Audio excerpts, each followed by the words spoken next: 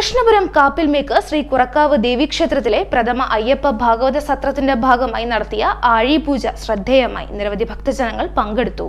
കൃഷ്ണപുരം കാപ്പിൽമേക്ക് ശ്രീ കുറക്കാവ് ദേവീക്ഷേത്രത്തിൽ നടക്കുന്ന പ്രഥമ അയ്യപ്പ ഭാഗവത സത്രത്തിന്റെ ഭാഗമായി ആഴിപൂജ നടത്തിയത് ശ്രദ്ധേയമായി. വൃശ്ചികത്തിലിൽ മണ്ഡല കാലത്തോടനുബന്ധിച്ച് മധ്യ തിരുവിതാംകൂറിലും ഓണാട്ടുകരയിലും നടത്തുന്ന അനുഷ്ഠാനമാണ് ആഴിപൂജയും ശരണം വിളിയും. ഗോത്ര സംസ്കാരത്തിന്റെ അവശേഷിപ്പായാണ് പലയിടത്തും ആഴിപൂജ നിലനിൽക്കുന്നത്. ശാസ്താവിന്റെ അവതാരമായ അയ്യപ്പന്റെ കഥയാണ് ഇതിന്റെ ഇതിവൃത്തം. ആഴിപൂജ ദർശിക്കാൻ നിരവധി ഭക്തജനങ്ങൾ ക്ഷേത്രത്തിൽ എത്തിച്ചേർന്നു.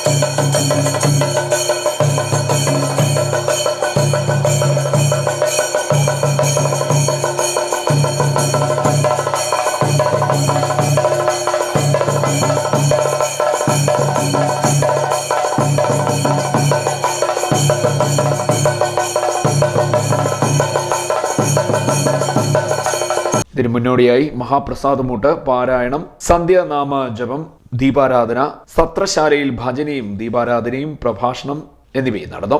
ആഴിപൂജ, ആഴി നടനം എന്നിവയ്ക്ക് ശേഷം അനുഗ്രഹ പ്രഭാഷണവും നടന്നു. ചടങ്ങുകൾക്ക് ക്ഷേത്രം തന്ത്രി ക്ലാക്കോട്ടിലും നീലകണ്ഠൻ പോറ്റി മുഖ്യ കാർമ്മികത്വം വഹിച്ചു. ക്ഷേത്ര മേൽശാന്തി പാലക്കോട്ടിലും അരുൺ നമ്പൂതിരി കാർമ്മികത്വം വഹിച്ചു. സത്രാചാര്യൻ കട്ടപ്പന അയ്യപ്പൻ കോവിൽ മോഹൻജിയുടെ കാർമ്മികത്വത്തിലാണ് ആഴിപൂജ ചടങ്ങുകൾ നടന്നത്. ഈ അയ്യപ്പ ഭാഗവത സത്രത്തോടനുബന്ധിച്ച് ഇന്ന് 2-ാം ദിവസം നടക്കുന്ന ആഴി നടനം, ആഴിപൂജ വളരെ പ്രാധാന്യമുള്ളതാണ്. കാരണം നമ്മളിലെ ആസുരിക ഭാവങ്ങളെല്ലാം ആഴിയിലിറങ്ങി ആഴിയിലെ നിഗ്രഹിച്ച് പുതിയൊരു മനുഷ്യനായി മാറുന്ന ആഴിയിറക്കമെന്ന ചടങ്ങ്, ആഴി വാരൽ, ആഴിപൂജ. കാരണം ഭക്തിയുടെ ഭാര്യത ഏറ്റവും കൊടുമുടിയിലെത്തുന്ന ആളുകൾക്ക് മാത്രമേ ആഴിയിലിറങ്ങാൻ കഴിയുള്ളൂ. കാരണം മറ്റെല്ലാം ഭക്തന്മാരാണെന്ന് പറഞ്ഞാലും ഭക്തി യഥാർത്ഥ ഭക്തരാണ് ആഴിയിറങ്ങി അവർ ശുദ്ധി വരുത്തുന്ന ആ കർമ്മമാണ് ഇന്ന് നടക്കുന്നത്.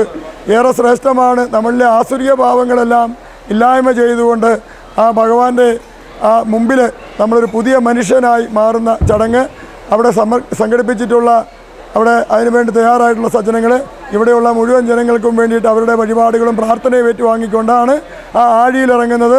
അതിലൂടെ പുതിയൊരു മനുഷ്യരായി മാറാൻ അവർക്കൊപ്പം ഇവിടുത്തെ സജ്ജനങ്ങൾക്ക് സാധിക്കുമാറുന്നതാണ് ആഴിയിറക്കം.